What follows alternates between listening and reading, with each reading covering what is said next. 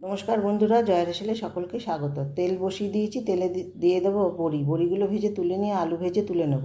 পটল ভেজে তুলে নেব। তারপর রুই মাছের চাকাগুলো ভেজে তুলে নেব। তেলটাকে কমিয়ে নিয়ে দিয়ে দিলাম 1 চামচ গোটা জিরে ফোড়ন, জিরে ধনে বাটা, আদা বাটা, কাঁচা লঙ্কা বাটা, লবণ হলুদ দিয়ে খুব ভালো করে কষিয়ে নেব।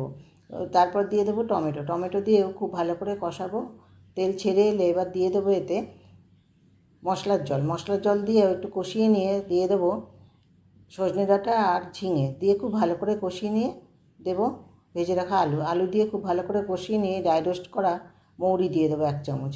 ভালো করে নাড়াচাড়া করে নিয়ে পরিমাণ মতো জল দিয়ে ঢাকা দিয়ে দেবো। ঝোল ফুটে উঠলে তারপর ঢাকা খুলে দিয়ে দেবো ভেজে রাখা বড়ি আর মাছ দিয়েও আমি ঢাকা দিয়ে মিডিয়াম আঁচে 10 মিনিট ফুটতে দেবো। তারপর ঢাকা খুলে নামিয়ে দেবো। এরকম ঝোল পেলে গরমের দিনে আর কথাই নেই, সাথে যদি থাকে গন্ধরাজ লেবু।